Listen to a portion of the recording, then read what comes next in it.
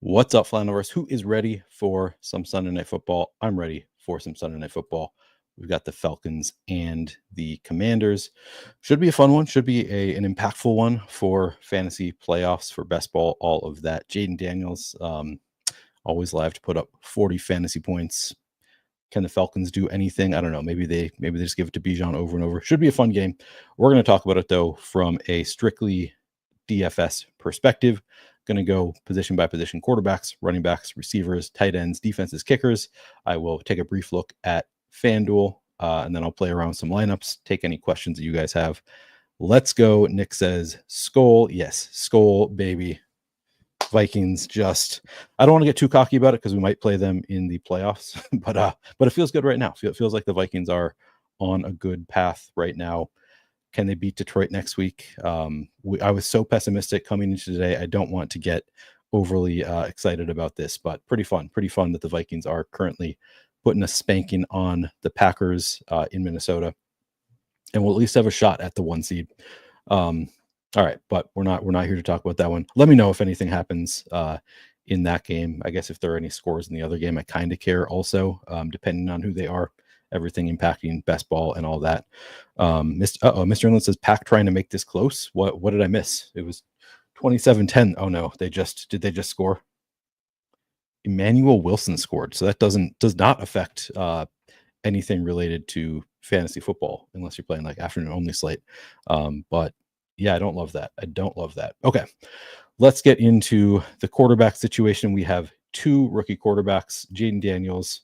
We know what we have in Jayden Daniels. He has been the starting quarterback all year. He is phenomenal. He is one of the best players on the slate, maybe the player that I will have the most of on the slate. I'm not too different from the field from that perspective. The field getting to 21% Jayden Daniels at captain. In the flex, Jayden Daniels 56%. Why not, in my opinion? I think I'll probably be above the field there, maybe even. He scores all the points. He runs a lot. He throws a lot of touchdowns. He is just awesome. This was my afternoon only slate. This one did not go well for me. I didn't play that much. I only played like 30 lineups, and did not get to the backup running backs like I should have, like I often do. So let myself down by not playing my backup running backs on this one. Cam Akers, yeah, you're right. Cam Akers and Emmanuel Wilson both scored. Raheem Mostert came in when Achane got hurt. Deontay Foreman, it was literally all the backup running backs have gotten some run. That's interesting. 2-game slate. I don't know, whatever. Jayden Daniels, the best play on the slate, I think. Just objectively is a player that you want to have a lot of in your lineups. If you were going to play 20 lineups and you told me you want to play 100% Jayden Daniels, I have no issue with that. If you want to play 100% Jayden Daniels at captain, I have no issue with that. I think I'm probably going to keep my cap at 20% on Jayden Daniels at captain. There's a part of me that wants to raise it and just have even more, just be all in on Jayden Daniels, but I think I'm going to cap myself at 20% at captain. But if I get to 90% total Jayden Daniels lineups, I don't really have any issue with that. I think he's just the best player on the slate. His ceiling is enormous. His floor is pretty high, as long as he doesn't get hurt. He had the one game where he did get hurt on the first drive, and I think he had already scored 5 fantasy points in that first drive before he got hurt. He is just an incredible fantasy asset. You don't need to stack him with anybody, regardless of where he is in your lineup. I think Jayden Daniels, I don't think he's done it yet, but I think he has the upside to put up 100 yards rushing, get that 100-yard bonus on the ground. He can, he scored a handful of rushing touchdowns on the year. Everything good for Jayden Daniels. Commanders ranking over the past 5 weeks 13th in neutral pass rate, so they're actually passing at a pretty high rate, which you often don't see with running quarterbacks like Daniels. Daniels averaging 30.3 fantasy points. I think that's 4 games in the past 5 weeks, with 30.3 fantasy points per game. Middle matchup, Falcons defense allowed the 16th fewest schedule adjusted fantasy points per game to quarterbacks. Actually, let's take a look at the split there. I did not look closely at. So it's a slightly positive matchup for passing, slightly negative for rushing. I think both of these are close enough to neutral that I'm not worried about that for Jayden Daniels' rushing upside. I think he's just, wait, I'm looking at the wrong one. No, this is right. Yeah. I'm not concerned about it. Looks like a fine matchup for Jayden Daniels. I think he's going to be great. I'm going to play a lot. I do like the idea, again, of having some lineups where I play Jayden Daniels at captain and then just load up on pass catchers again. And this is something that I haven't tested it. It's just my assumption. The way the field plays, they're not going to be overstacking when they have Jayden Daniels as a captain. It's pretty easy to do so with him. You obviously have Terry McLaurin, Zach Ertz. You have with both Noah Brown and Diami Brown are out for this game, so we have some value options that should have opportunities here. Luke McCaffrey might see some opportunities. Jamison Crowder should see a little bit of an uptick. Olamide Zacchaeus. So several like options to stack him with. So I do like it. So you don't need to stack Jayden Daniels regardless of where he is in your lineup. But I do like the idea in some lineups of playing Jayden Daniels at captain as though he's going to be throwing a lot, like play him for the passing upside with several pass catchers, because I don't think that's the way the field is generally going to play him. And he always has the ability to throw 5 touchdowns instead of just running a ton. So love Jayden Daniels, going to play a lot.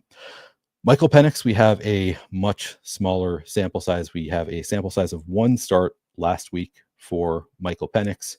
And he wasn't great. He scored 7.4 fantasy points in that game. For that 1 week, Falcons offense ranked 25th in neutral pass rate, so they weren't passing that much with Michael Penix. Also not the best matchup, like it was early in the year, a fantastic matchup with the Commanders. Not recently. Commanders defense has allowed the 6th fewest schedule adjusted fantasy points per game to quarterbacks over the past 5 weeks. I still think Michael Penix is a pretty strong play here.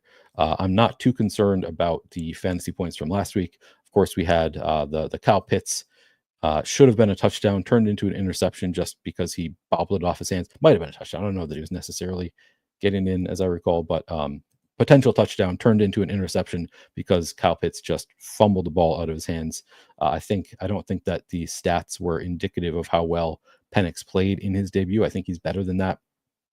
I also think, from what I've heard from people who watch college football, who have more experience with Michael Penix, sounds like he's pretty good at the deep ball. So I do think like he has the big potential here. All right.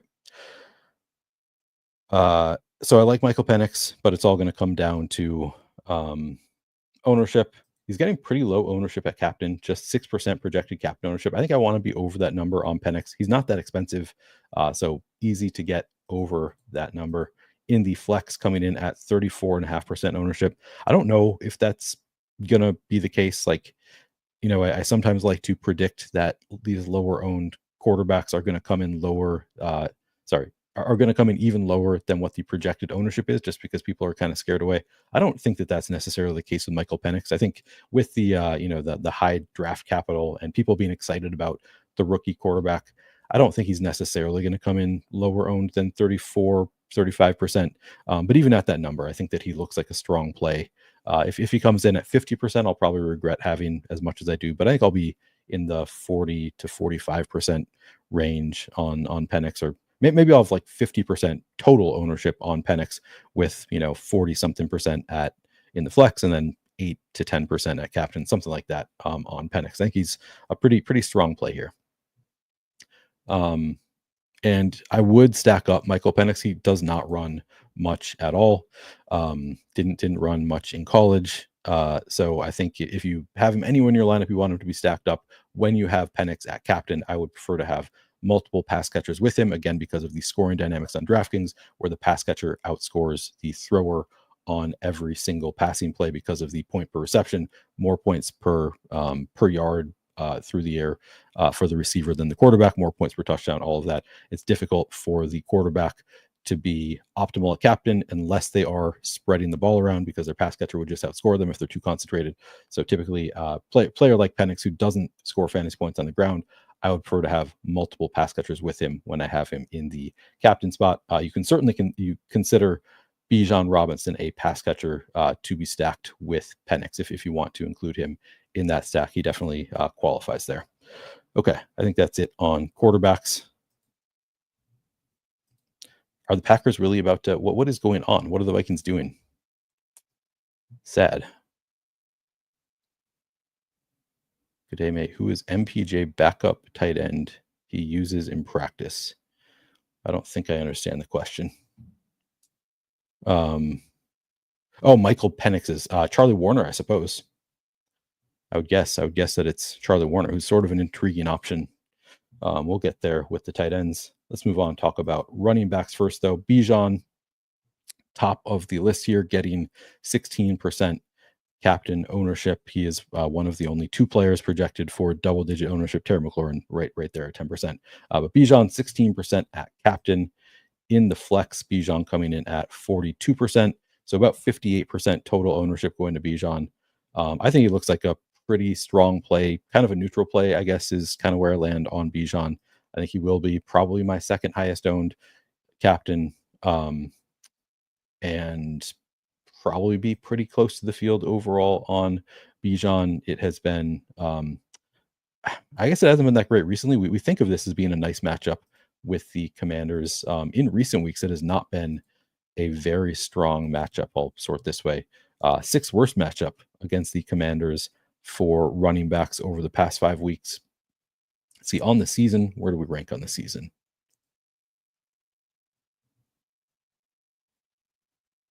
I guess it's caught up. They are now a negative matchup. At one point, we thought of the Commanders as being a great matchup for running backs. Appears that has been not the case at all in recent weeks. I still think Bijan, and actually, now I want to look at how many times was he targeted just last week. Let's pull that up real quick. Did not look at this previously. With Penix, I've had this conversation with people, like, how often can we expect Penix to check down, because it's, I think, pretty important for Bijan. Just 2 targets last week. I don't know. It's a small sample. He ran 45% of the routes. It would be a pretty big ding to Bijan if Penix doesn't pass it down, check it down much. But he's not much of a runner, so I would think that he should be able to at least. I don't know. I don't think we have a big enough sample size to really know how much Bijan is going to get those check downs, but it's pretty important to his fantasy value. Just looking at his game. Oh, I forgot. Hang on. Here's the. Nope, haven't done this yet. Hang on one second. I want to look at the game log for Bijan Robinson, because don't love that. If his targets are going to go away, that obviously takes away floor and upside for Bijan. All right, let's load.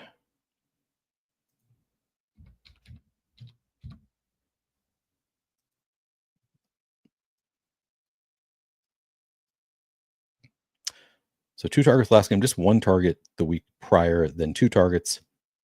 So it's been a few weeks now. The past 3 weeks, just 5 targets for Bijan. Before, earlier in the year, it was 6, 4, 4, 7, 7, 5, 3, 3.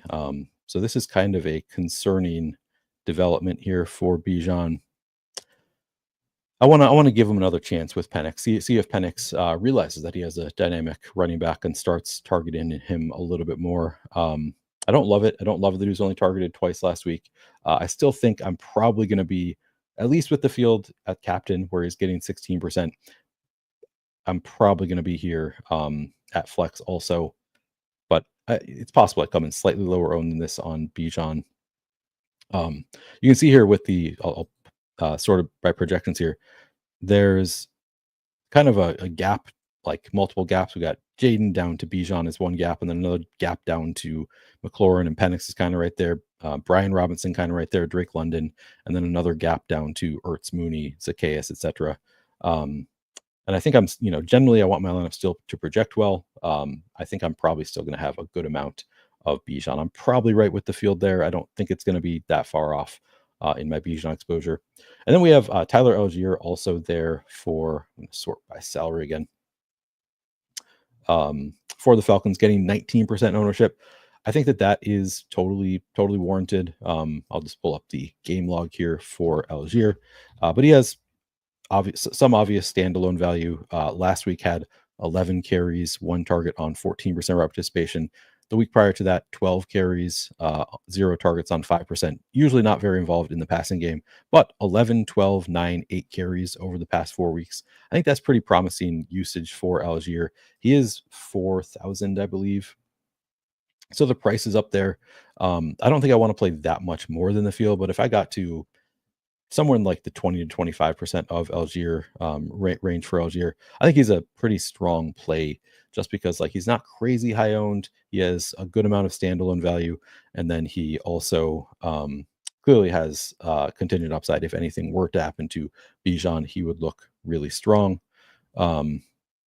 TD Green Bay. Who scored for Green Bay? Who scored for Green Bay? Let me know. How much time is left? Wait, but the Vikings are still up. So, all right. Anyway, let me know what happens here. Okay. So Bijan looks really good. Algier as a somewhat contrarian option, pretty strong play as well. I don't think we're playing any. I'm not playing any Avery Williams. Then we have somebody asking me who is the RB2 on Atlanta.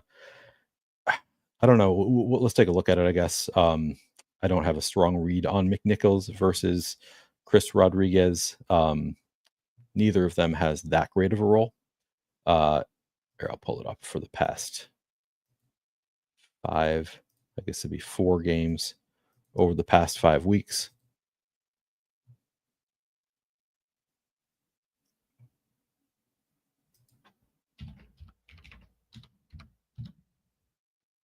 It has been Brian Robinson, 52 carries over the past 4 weeks. So that's 13 carries per game, 9 targets, just over 2 targets per game on 28.3% route participation.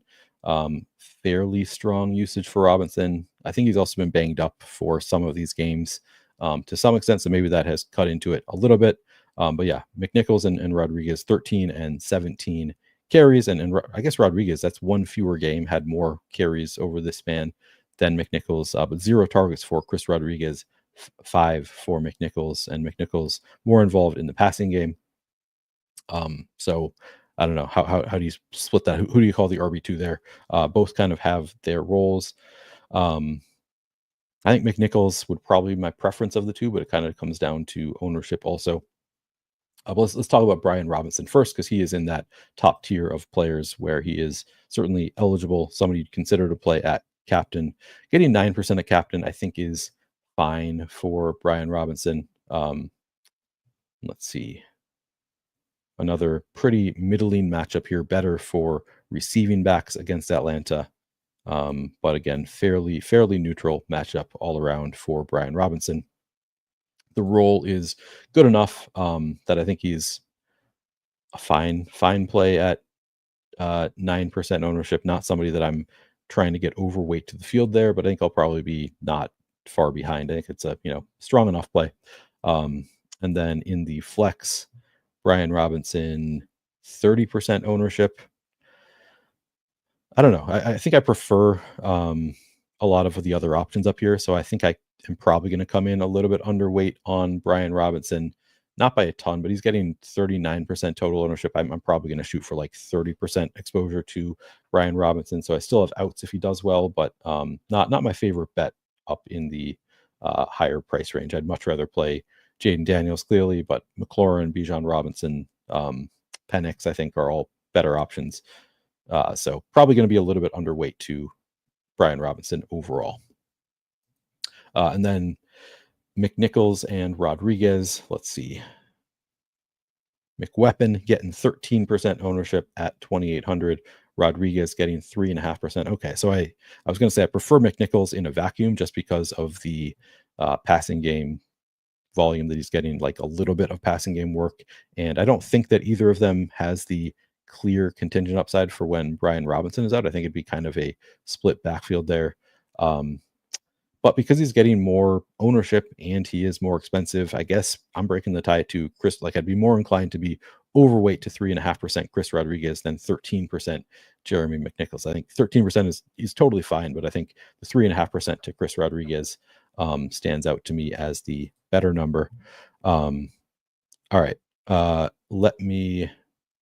just realized I did not check inactives. So I want to make sure before I go on that I'm not talking about any players that are inactive that I didn't realize are inactive. So give me 1 second here to look at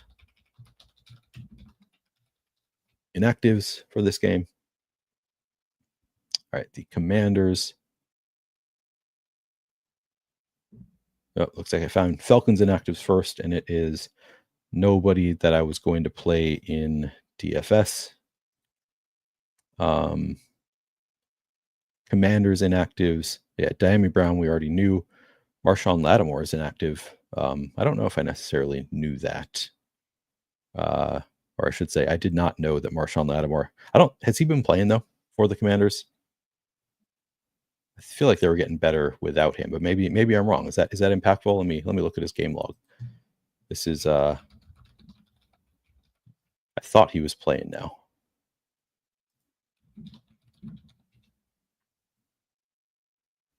All right. No, he did play in week 16 and week 15. Interesting. So that maybe makes it a little bit of an easier matchup for the Falcons without Marshawn Lattimore there. As I recall, this is also like the coach. Wait, Gerald says Marshawn Lattimore has not played yet, but I think, am I looking at something? Yeah, this is 2024. I'm seeing some stats for weeks 15 and 16, so I think he played at least a little bit in those games. But yeah, he's out tonight. I believe the what I had heard about the Commanders defense was that it was like the coach is defensive minded, so it was kind of expected that they were going to get better throughout the year. So I don't think that they've been playing well just because of Marshawn Lattimore. I think that they've just been getting better as a unit. So I'm not really going to read too much into Marshawn Lattimore being out, but maybe it makes it a little bit of an easier matchup for the Falcons. All right. Just wanted to double check that. Let's continue talking about running backs. I'll read off my notes. So Bijan Robinson, we've already been over. Not the best matchup, not the worst. Brian Robinson, Falcons defense has allowed the 13th most schedule adjusted fantasy points per game to running backs over the past 5 weeks. It's a fine matchup. I didn't write up either of the backup running backs, but like I said, I think my preference, if I'm going to one of them, would be Rodriguez, just because he is getting lower ownership and less expensive, easier to pay off that price tag. But I think 13% for McNichols is fine. Honestly, I think I'd be more inclined to be underweight to 13% than overweight. But I'm probably going to try to be near the field. The reason I say that is there are some other low value pieces that I think are just better bets that I'd rather play than McNichols. KJ Osborne, has he played yet for Washington? That's interesting. I had not given a ton of thought to KJ Osborne. I don't think he was did not catch him in projections earlier. All right, let's move on and talk about wide receivers. Just give me a minute here.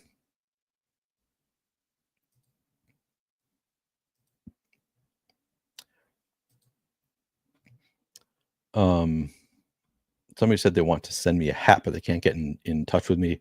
Are you in my Discord? You can DM me on Discord. My Twitter DMs are open if you want to get in touch with me. Plenty of ways to get in touch with me if you want to. All right. Gerald says, Justin FY, I'm in the DC area and it's getting a little windy here, if that matters to you guys. Good call out to bring up the weather. Let's take a look at Roth's weather report here. Scattered showers, rain looks likely at some point in the game, but not a complete washout. Winds 10 to 15 mile per hour sustained with gusts around 30 miles per hour. So yeah, it's like sort of impactful. Like I think 15 miles per hour, like anything above that, I think is where it starts to impact a little bit. When you get gusts up to 30, that could impact the game somewhat, but not like enough that it's guaranteed to, where I'd expect the teams to, not throw it deep, anything like that. But yeah, that's like at the point where it certainly could be a factor in this game, where maybe it is a little bit tougher to throw the ball downfield, something to at least consider. All right, let's talk about the wide receivers. And let's get into, all right, hang on. They just claimed Osborne a couple weeks ago. Yeah, no, he was on the Patriots until I think just a couple weeks ago. I don't think he's had a chance to play yet for the Commanders. It's concerning to me as somebody who wanted to play some of these lower owned Commanders receivers who could see a boost with with Diami Brown, and Noah Brown was already out last week, but now Diami Brown out as well. So I was going to get excited about these Commanders receivers, and now I'm thinking, well, it's going to be harder to predict if they have one more option to consider here. I wanted to play some Luke McCaffrey, but let's get in. We'll start from the top. We'll start with, I guess we'll start with the Washington side because Terry McLaurin is the best projected receiver on the slate. McLaurin, again, one of the better options at captain, getting 10% ownership. I think I'll probably be above weight to McLaurin. I think like the upside is clearly there. We've seen it several times where he gets 2 touchdowns in a game or 100-yard bonus and a touchdown. Like he's been a really strong fantasy asset this year. I don't see any reason we should not expect that to continue for Terry McLaurin. The matchup in terms of schedule adjusted fantasy points allowed, second best matchup for receivers over the past, that's I guess for the full season. Let's look over the past 5 weeks. Over the past 5 weeks, still a top, looks like 9 or something like that matchup. Pretty strong matchup here. Not as good for slot receivers as it is for receivers lined up out wide. All right, so let's see here. McLaurin lining up left primarily. Okay. It's interesting. We're listing Luke McCaffrey as the slot wide receiver. He hasn't been running as much from the slot recently. Anyway, McLaurin, if he is lining up out left, that was pretty middling matchup here, like just neutral. It's the right wide receiver who stands to benefit from the matchup according to this. I assume they're all moving around to some extent, so I don't want to read too much into the differences there. I think just overall, pretty strong matchup for receivers against Atlanta. And then in terms of the coverage grades for the Commanders receivers, bad coverage grade so it looks like they play a lot of zone and not the types of zone that Terry McLaurin does well in. So that is kind of notable. Not the best matchup there for McLaurin. I'm also not super concerned about it. I think he's going to get enough volume that I think he should be able to score on a bad Falcons defense regardless.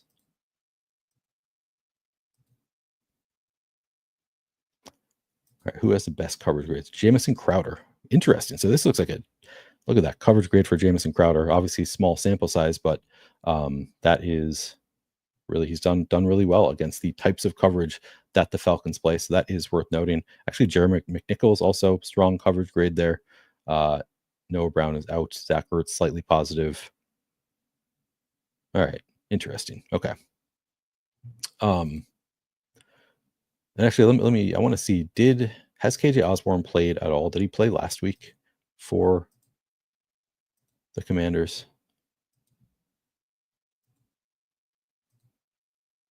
Actually, I could just look at. Well, let's look at this first.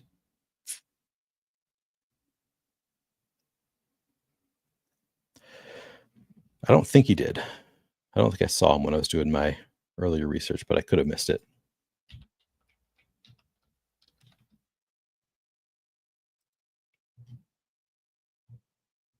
All right, so last week we had, and this is with Diami Brown still in. Diami Brown ran 61% of the routes last week. Jamison Crowder, 37%. Luke McCaffrey, 15%. Olamide Zaccheaus, 60.9%. So now with Diami Brown now out as well, let's see who can we expect to replace Diami Brown. Let's go. Because it didn't look like it was, from what I was looking at, didn't appear that Jamison Crowder would be like the best replacement for, like, just based on where they line up. Didn't appear that he aligns like too closely with Diami Brown. So let's see, over the past 4 games,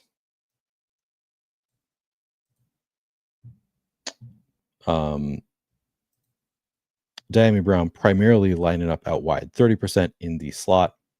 So it would seem that Luke McCaffrey, who's been running, I guess he is still running 60% from the slot. So never mind. That's still pretty high. But it's pretty close between Luke McCaffrey, Olamide Zaccheaus. Where is Jamison Crowder? Jamison Crowder running primarily from the slot. So it seemed like it's at least a better, like Luke McCaffrey running out wide more than Jamison Crowder, but I don't know. It's tough to get a read on who is the most likely to benefit from Dyami Brown being out. Probably everybody will to some extent. And let's take a look at the route share report.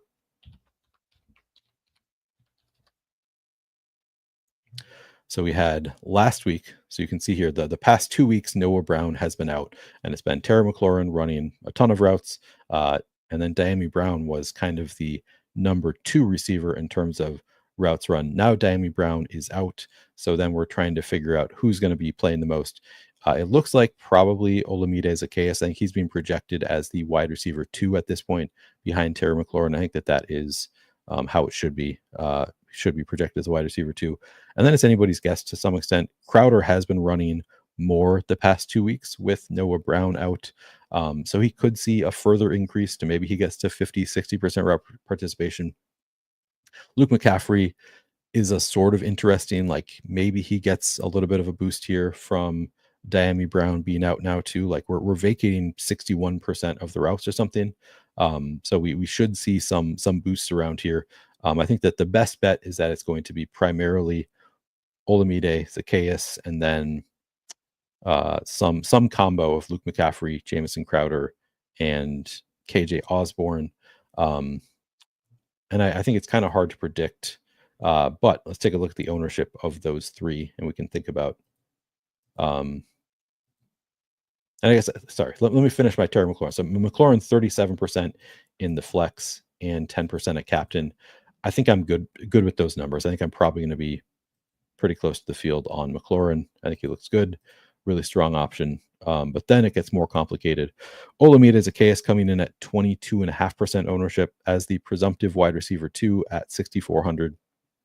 I think it's fine. It's not a number like he's paid up. Like I would have thought he would be half this price. They've priced him as though he is the wide receiver 2. So I don't think he really stands out from like a point per dollar perspective.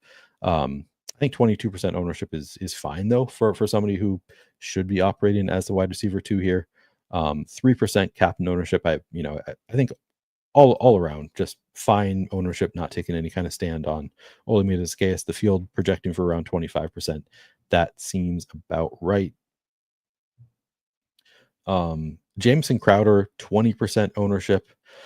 He is 3,000, and he could see a big boost on top of the 37% route participation that he's seen over the past 2 weeks. And actually, as we're doing the Commanders, instead of looking at the past 4 weeks, let's just look at the last 2. These are the weeks that Noah Brown has been out. And remember, Dyami Brown was in for these games, so we're going to should see some increase for some of these players.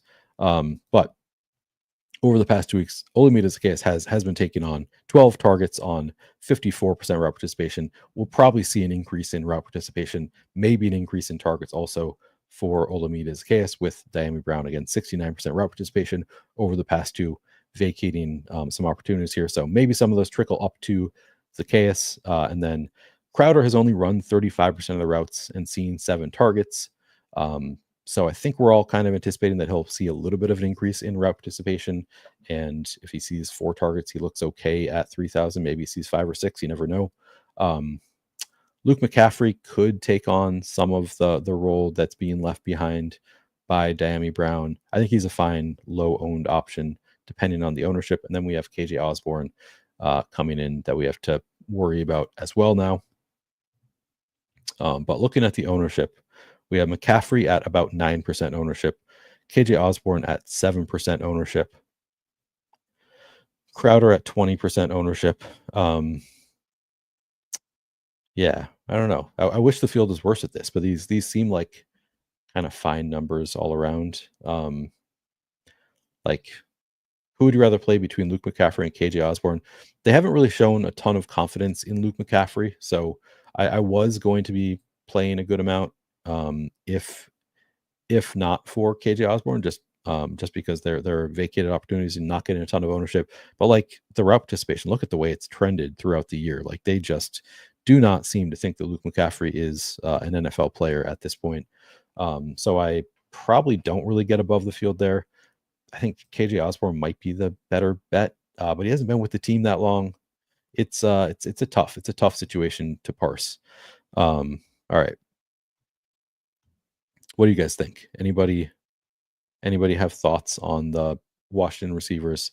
Because I don't have a great read on it. I think like if I had to rank them in terms of how I would expect the opportunities to be, it would be obviously Terry McLaurin first, Olamide Zaccheaus second. I would guess Jamison Crowder third, and then probably KJ Osborne ahead of Luke McCaffrey, but I don't feel that good about that. I was planning on playing Luke McCaffrey until I realized KJ Osborne there, but at lower ownership, lower price tag, and like we don't know what the coaches think about him, and a veteran receiver probably can step in and play right away. I think I probably have to rank Osborne ahead of McCaffrey, but still, I think it's McLaurin, Zaccheaus, Crowder, and then Osborne, McCaffrey. I would probably want to be like maybe kind of flip these ownerships, like maybe Luke McCaffrey if I get to 7% and then get maybe a little bit above weight to 12% KJ Osborne, 15% KJ Osborne, probably where I want to be. Maybe I'll get up to 20%. I don't know. I think I do want to take shots there at reduced ownership, but he could be a zero. Like he could just not see the field. So I do have some concern there with how much exposure I really want to KJ Osborne. But I think Crowder looks like a strong play at 20%. I probably want to be above weight there. I actually like the Crowder play better than the Zaccheaus overall. Maybe like I'm more inclined to get overweight to Crowder because of the price tag, because he's only 3,000, a little bit lower owned than Zaccheaus. I'd rather make the bet that he's just going to take on more of the role that Diami Brown is vacating. And like we saw, the coverage grade is fantastic for Jamison Crowder. So I think he's a really strong play. He's a player that I want to be above weight to the field on. All right, enough on the Washington receivers. Then we have the Falcons receivers, and there are a lot of different ways to split it up. But for the Falcons, we only have a 1-game sample with Michael Penix at quarterback. So in that 1 game with Michael Penix, this is what we saw. 8 targets for Drake London on 69% route participation. So promising to see that he's still like being treated as the alpha receiver there. Don't think he really did much. 59 yards on those 8 targets. Drake London coming in at 28% ownership in the flex. Where is he? 5.5% ownership at captain. Those are both lower numbers. I picked him as a player that I was planning on being underweight to the field to when I did the expert survey for Roto Grinders earlier, and then these numbers have come down slightly from where they were when I filled that out, and now they're kind of to the point where, and it's kind of one of those things that's it's tough to find a player often that I really feel strongly that I want to be significantly underweight to the field to. I think now I've kind of flipped to Brian Robinson is getting higher owned than Drake London, so I'm probably fading Brian Robinson more. But yeah, 5.5%. I think that's a good number. Like I think I probably want to be over the field on 5.5% at captain.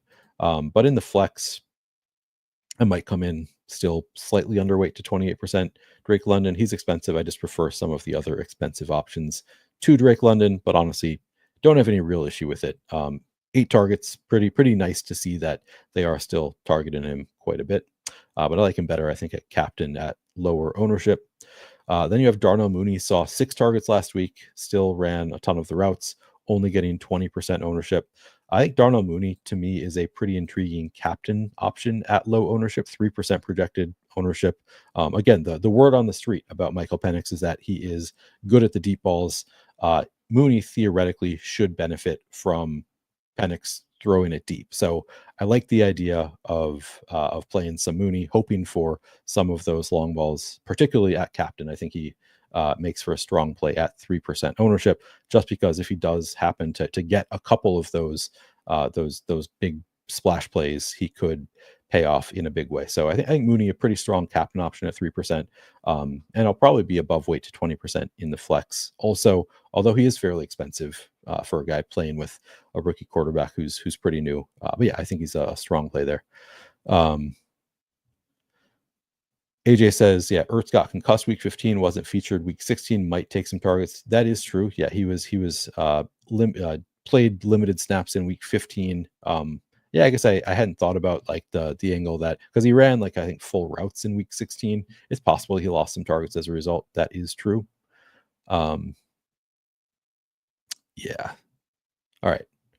So Ertz is just, oh, Nick has a nice note here. Well, we're not on tight ends yet, but I'll read it off anyway. Ertz is just 5 receptions, 62 yards, and 2 touchdowns away from earning 3 separate $250,000 bonuses. Interesting. So maybe they get it to Ertz. That's an interesting little tidbit from Nick. After Matt says, after Diami was injured, Crowder 8 routes, McLaurin 7 routes, Zacchaeus 7 routes, Ertz 7 routes, McCaffrey 3 routes. Yeah, so this is before they had KJ Osborne, so we don't really know where KJ Osborne is going to fit in here, if at all. But yeah, Crowder ran as many routes as anybody. So ran the same number, ran more actually than McLaurin and Zacchaeus. So yeah, the 3 that we're expecting. All right. Ray McLeod, what did he do last week? Last week, 4 targets on 82.8% route participation. Kind of feels like it's been a minute since he was super relevant. Coming in at 2% captain ownership. Somebody asked me about Jamison Crowder's captain ownership. I think Sean asked that. So I'll 2% captain ownership going to Jamison Crowder. That seems fine. And then Ray McLeod in the flex. Where are we? 19%. Again, he's 5,400. So you're choosing between like Zacchaeus, Ray McLeod. I think I prefer. I mean, Zacchaeus is $1,000 more expensive, and getting more ownership. McLeod hasn't shown a ton of upside. He's been like all season. The game log is he's running a ton of routes. He sees a fair number of targets, but he's just not like producing splash plays. Actually, let me look at just McLeod. So you can see pretty consistently like 80+% of the routes most of the time. Usually sees a handful of targets. He did have a 10 target game in week 14. But then looking at the actual fantasy points scored, I mean, he has a few games in the double digits here, one with 17. That would be certainly, you'd take that at 5,400. But like, I don't know if I'd take 10.6 at 5,400.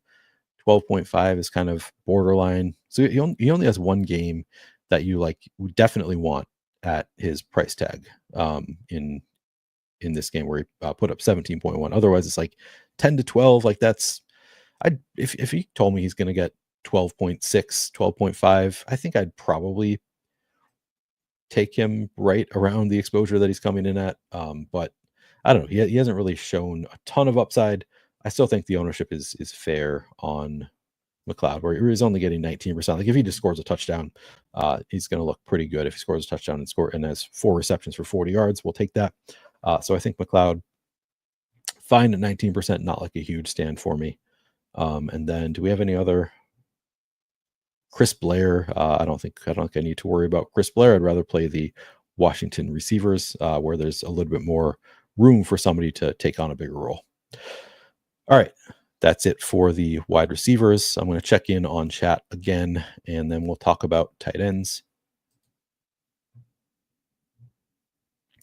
Is the tight end matchup good for Pitts? Does it matter with Kyle Pitts? We'll take a look at it in a second here. As I recall, I don't think it's a great matchup for Kyle Pitts. But we'll take a look. All right. Everybody liking Crowder. Yeah, we're all on the same page. Crowder looks strong. Looks like a really strong play here. Mateo says this seems likely to be a 10,000 way split or an off the wall winner. So you're thinking anything but 10-person split. I don't know. I kind of like this one for like leave some salary on the table. We have some pretty nice value options in this game. So I think this is one where we could see a unique winner. I think it's more likely than usual that we see a unique winner in this game. But yeah, I hear you. Could also be you need Bijan and Jayden Daniels and use the full salary. I don't know, but I like it. I think it's overall a good slate. Um, oh man, BP having a rough day. Had nice lineup in a 4-person contest where it was $400,000 to first, and did not get lucky in that one in the best ball final. Sad to see it, but you never keep BP Kelowna down for long. Okay. What kind of salary are we thinking tonight? I think you can leave 1,000 plus on the table on DraftKings pretty easily with all of the value options at receiver. I think it's fairly easy to do so, and I think I probably set my cap a little bit. Maybe leave 1,000 on the table, something like that will probably be my cap to get some shots at uniques. All right, so tight ends. Zach Ertz, the top projected tight end on the slate as far as over the past 5 weeks. I don't think it's a great matchup for either of them, as I recall. Okay, yes, it's the worst possible matchup for Zach Ertz for tight ends against Atlanta. It's been a very, very bad matchup over the past 5 weeks. Kind of a small, you're always dealing with small sample sizes over the past 5 weeks. I don't know if I want to read too much into that number, but it is somewhat notable. Like if I see a really strong positive, I'll lean into that. So it is something. He's cheap enough and he has a strong enough role that I don't think I care that much for Zach Ertz that it's a bad matchup, but worth noting. And then a pretty neutral matchup for Kyle Pitts against Washington looks like. We can look at we didn't look at the coverage grades for the Falcons. I guess I'll pull that up also because he's Zach Ertz. Slightly positive matchup in terms of the coverage grade for Zach Ertz. All right, so not a great matchup for anybody. Ooh, terrible coverage grade matchup for Charlie Warner, who's kind of a player that I like at low ownership today. Kind of an intriguing play to me. Slightly negative for Kyle Pitts. Slightly positive for Darnell Mooney, Drake London, and Kadarrell Hodge. Somebody had asked about Kadarrell Hodge, and I don't even think he's showing up in projection, so I haven't given much thought to Kadarrell Hodge. Is he active? Okay, he's getting a tiny projection here for Atlanta. He's a kick returner, right? I don't think I'm getting to any Kadarrell Hodge. Not projected by fantasy points. Has he been running any routes?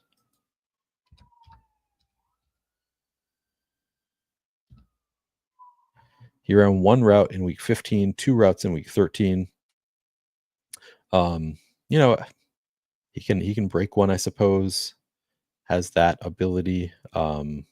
If somebody gets hurt for Atlanta, I suppose he would come in, but it's a thin play that makes sense on Showdown slate sometimes to just throw them in. I would not have any Kadarrell Hodge in my first 20 lineups in a 150 set. I think you'll see a lot of sharp players who are using Sims are going to have a little bit of exposure to Kadarrell Hodge just because you can see somebody gets hurt in the middle of the game and suddenly he's running 13 routes, sees a couple targets. He has the ability to break off a long play. So yeah, I think he's a fine dart throw in the largest field contest, but that's kind of all Kadarrell Hodge is. Okay. Back to tight ends. So I think Zach Ertz, he projects really well. He's 4,400. He should see pretty nice volume here, even in a tough matchup. Ertz coming in at 32% ownership. I think I'm probably close to the field there, just because he does have such a nice role on the Commanders. And if you look at, we can look at his game log.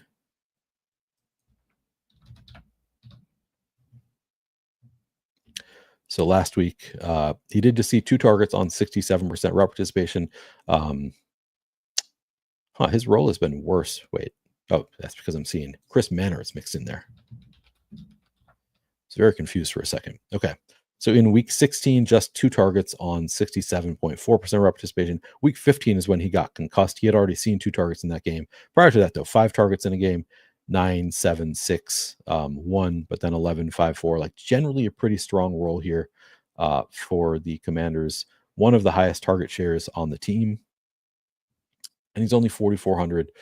So I do think that Zach Ertz is a fine option. I don't know if I'll get to 32%. I might actually come in slightly underweight there just because we do have so many other value options that are kind of more intriguing at lower ownership.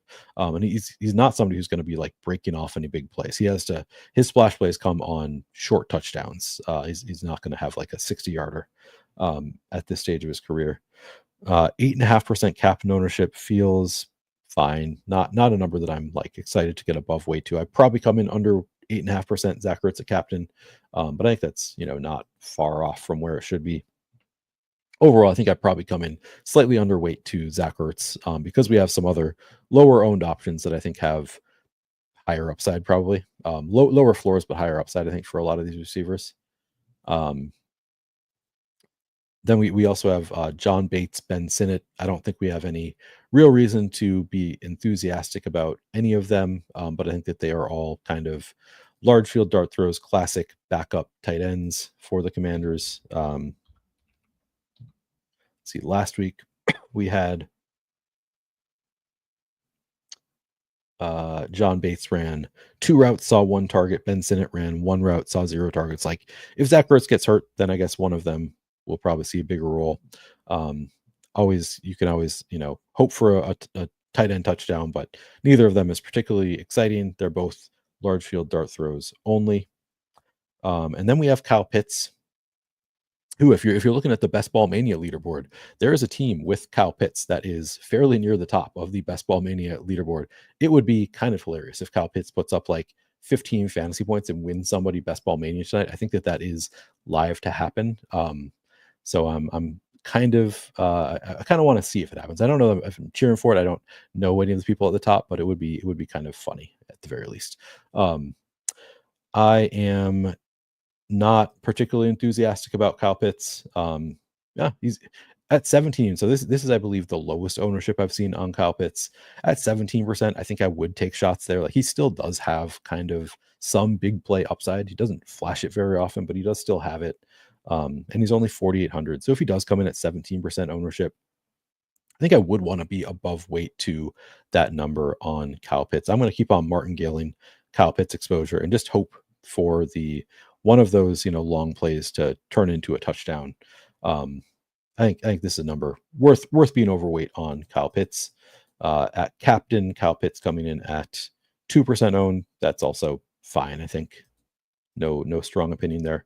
I do think Charlie Warner is fairly interesting, despite the very negative wide receiver coverage grade that we saw for Warner. He's only 200. We've seen him with a little bit of a role in recent weeks. Let's see. Let's pull up his game log. Last week he ran 6 routes, saw 2 targets. So that's 21% route participation. The week prior to that, 4 routes, saw 3 targets, 7, 6. He's seen at least 1 target in each of the past 4 games. He's seen at least 2 targets in each of the past 2 games. If you want to play the narrative of backup quarterback with a backup receiving option, Charlie Warner fits that. So I do think he's one of the better $200 options. And I think he's somebody that is worth being overweight to the field when the field is just not getting to much Charlie Warner at all. Again, I'm not expecting more than 2 or 3 targets in the game, but if he scores a touchdown, you're almost certainly going to want him at $200. And even if he doesn't, if he just gets like 2 for 20 and puts up 4 fantasy points, at $200, you're sitting fine with that number. So I do think that Warner is a pretty strong play at $200 and one that I plan to be above weight to the field there. He would be my favorite of the backup tight end options. Kickers and defenses. I looked into it to see if I could find any angle that I really love for the kickers and defenses, and I couldn't really. Like Kirk Cousins didn't get sacked much. In his first game, Penix got sacked like 0 or 1 times. Let's see if I think I took a note on this in my write-up. Maybe I didn't, but I didn't really find any angle that I loved for the defenses. I think that they're fine. Like if you want to play a defense against a rookie quarterback, yeah, sure. The defenses look fine in this game. Rookie quarterback with the big spotlight on them. If you want to make a bet on pick 6 or something, or one of these, the situation being too big for one of these rookie quarterbacks, I think that is totally fine bet to make. I don't know that I'm going to be far different from the field on either of these defenses. Commanders coming in 17%, Falcons coming in, both of them 17%. I think that seems about right.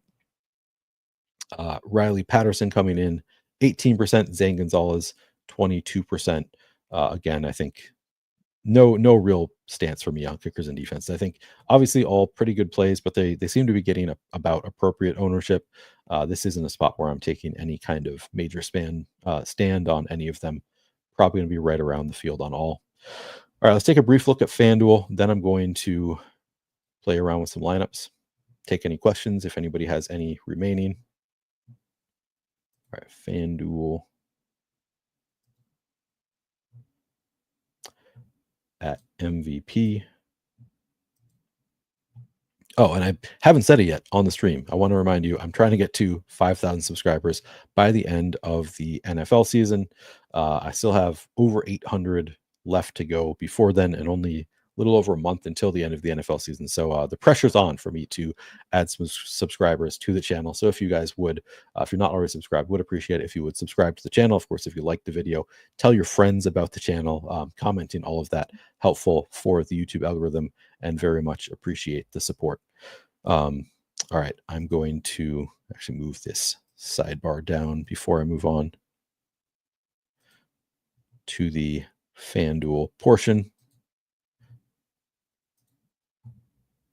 So 34% ownership going to Jayden Daniels, totally warranted. I think he is the best MVP option on the slate. 20% going to Bijan. I think that's probably warranted also. I think of the contrarian-ish options, I mean, I do McLaurin at 8%. I like that number quite a bit. I think London 4% looks good. Mooney 2%. I like that number. I think those are kind of my favorite other options outside of like Daniels and Bijan. I think can't go wrong. I think both make for strong options. I mean, you can go wrong. There can only be one best MVP option, but I think these ownerships are about right. But I think I would want to be overweight to 8% Terry McLaurin, 2% Darnell Mooney, 4% Drake London. All of those stand out as pretty strong numbers. I like those all better than the Brian Robinson 9%. Not that I have any huge issue with it, but that just doesn't. I think that's like pretty efficient. But then in the flex is where I can usually find some plays that I really like. Again, McLaurin 27% looks pretty good. Darnell Mooney 16% definitely stands out as, I mean, just overall, Darnell Mooney not getting a ton of ownership on FanDuel, has the ability to make some big splash plays. I think he looks like a great option on FanDuel, either at MVP or in the flex. Kyle Pitts at 13% is fine. Ray 12%. Yeah, I guess like in the single digits, I'm not finding anybody that I super love. Like Charlie Warner at 4% seems okay on FanDuel at 5,500. Because if he scores a touchdown, you'll probably want him at 5,500. KJ Osborne 5% looks okay. McCaffrey 6%. Again, I think I've come around to preferring KJ Osborne over McCaffrey, but that's kind of just guessing, like that they're going to prefer the veteran coming in because they haven't shown a ton of love for McCaffrey.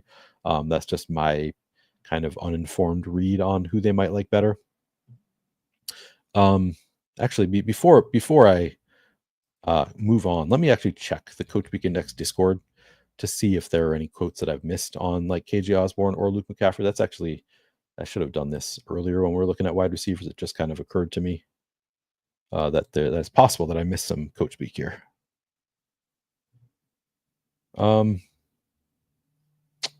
Not really. Let's see.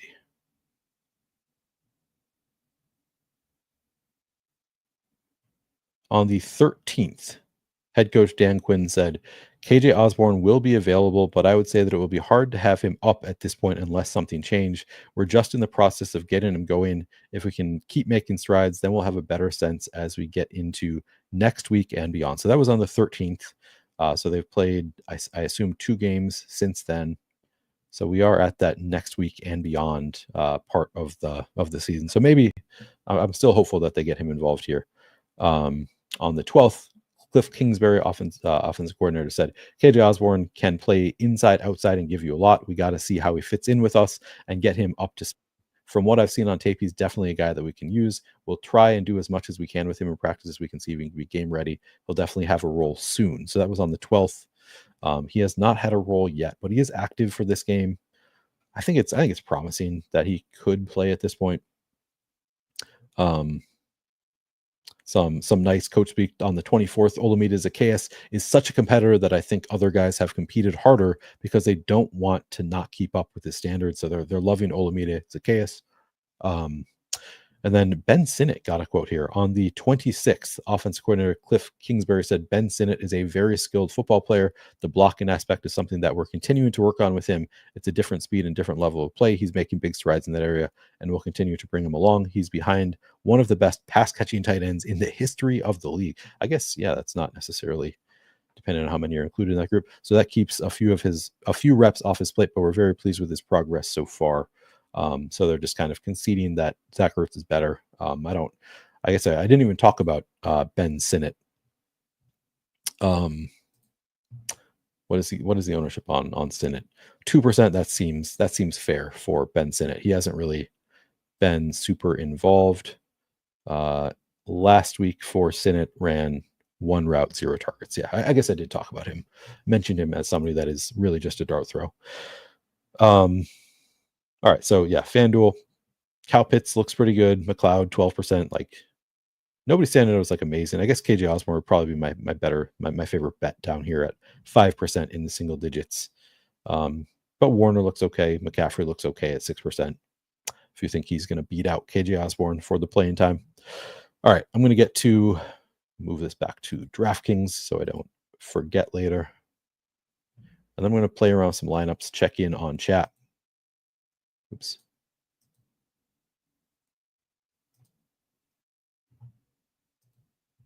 All right, I'm going to check in on chat, play with some lineups. Yeah, send it next year, hopefully. I drafted him a ton in best ball this year, so kind of a bummer that he didn't get going this year. But yeah, maybe next year. All right. Would you have Warner in how many? Like in 20 lineups? I think in 20 I might have him in 1. Like I wouldn't have him in that many, but like in a 150 set, I do plan to be overweight on Warner, who's getting like 6% ownership, as I recall. I think I want to be slightly over that. All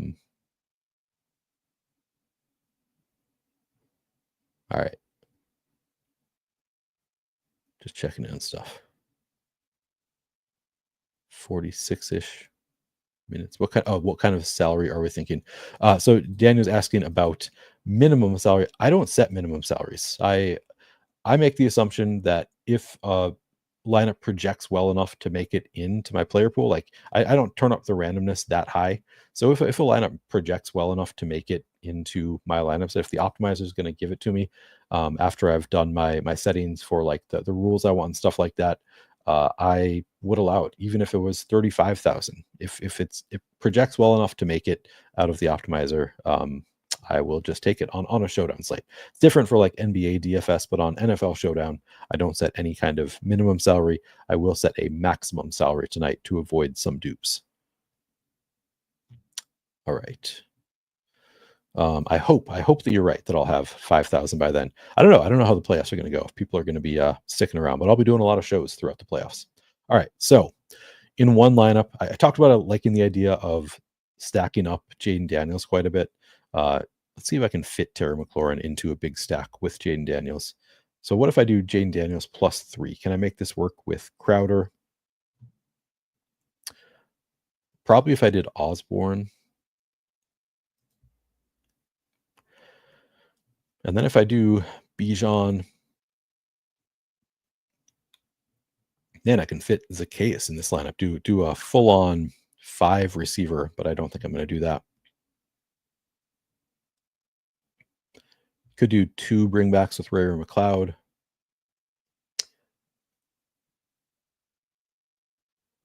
Zach Ertz would fit in this one too.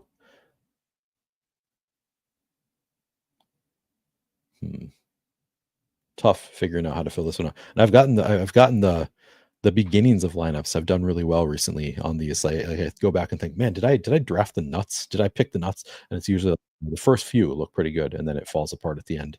So this is the pick that I always get wrong.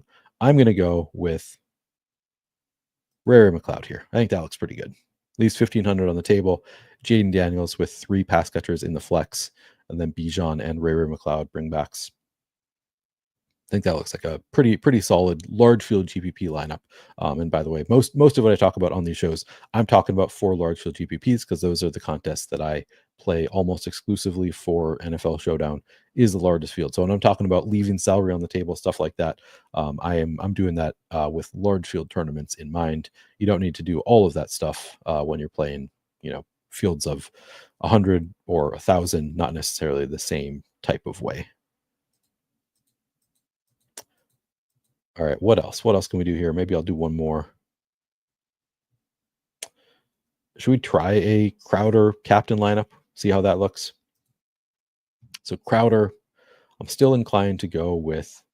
Oh no, I was thinking I could do Mooney too. Well, I'll do a Crowder one real quick. I'll just put Jayden Daniels in there. Maybe I do a little Penix stack here. What if I do Penix and Mooney? Still have plenty of salary here. That could fit Terry McLaurin. And then you have 6,300 left over. Maybe Zane Gonzalez, 1,100 left on the table. That looks pretty good to me for a large field GPP. Penix single stack with Mooney.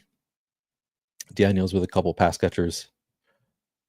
And then the kicker. I think that looks like a pretty strong large field GPP lineup. And I'll do one more with me at captain because I think he's a pretty intriguing captain option. I won't necessarily immediately go to Penix because I just prefer Daniels. He's going to be in most of my lineups.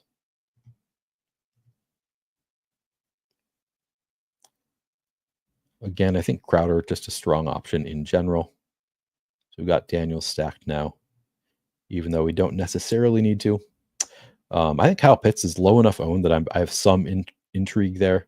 But then if I do that, now I've got 2 pass catchers from Atlanta. Maybe I'll throw Penix in there. Oh man, I have just enough to do Penix plus Brian Robinson, but I use the full salary, which I don't love. Could go down to Zacchaeus there, and then now we're leaving 2,600 on the table. Now the question is, who else could I have done Daniels at captain if that's the case? Because I wouldn't love that if I could afford Daniels at captain, and then you need Mooney to outscore him, and that is the case. So that's more than I'd like to leave on the table, I think. I mean, it's plausible, certainly, that Mooney could outscore Jayden Daniels, but I'd rather take away that possibility. So I'll put Daniels there, pay up a little bit more for